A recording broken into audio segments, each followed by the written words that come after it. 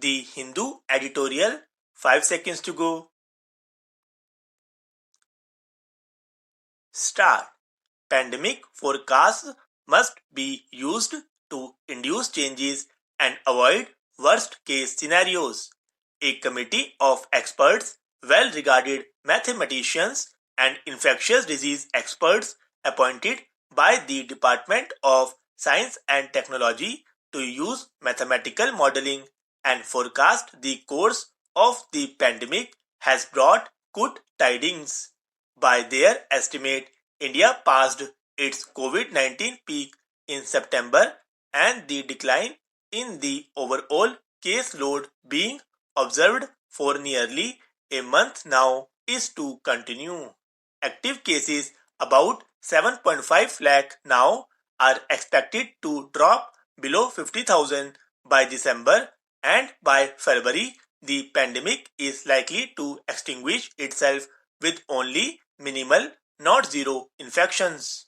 While it is reasonable to assume that the 7-member committee has been scrupulous, the caveat is that this is still a forecast based on mathematical modeling. There are some strong assumptions. The decline will continue only if there are no major mutations during winter, protective antibodies are durable, and current restrictions are maintained. There would be no significant gains from a strict lockdown beyond this district level, and current containment measures would suffice except if there are local outbreaks that threaten to overwhelm healthcare facilities there.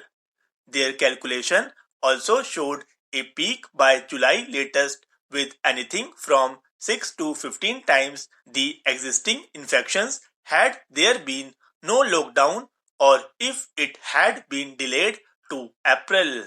The purpose of pandemic modeling is to generate a probabilistic overview of the future, and mathematical modeling has become a popular creative exercise with several models and forecasts being made available on pre-print servers and pending peer review. The latest model is expected to be published in the Indian Journal of Medical Research this week, but it appears to be a quotidian exercise. The data sets it has relied on are publicly available, and the modeling employs a category of models called SEIR that estimates within a population those susceptible, exposed, infected, and recovered.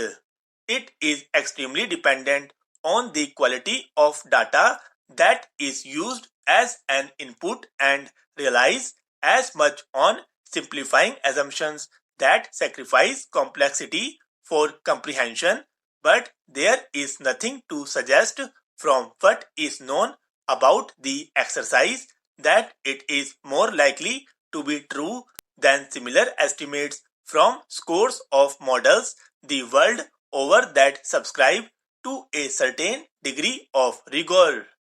Experts associated with the pandemic have reiterated many times that mathematical modeling ought not to be taken literally. The latest assessment too should then be used not to critique or justify past decisions but dwell more on the future. For instance, if the model suggests that the pandemic would extinguish by February with a dramatic dip by December, then should the accelerated clinical trials of potential vaccines be top priority? Mathematical models, to be useful, must induce policy or behavioral change to avoid their own worst case scenarios, and this latest assessment must be seen no more no less as a tool to this end.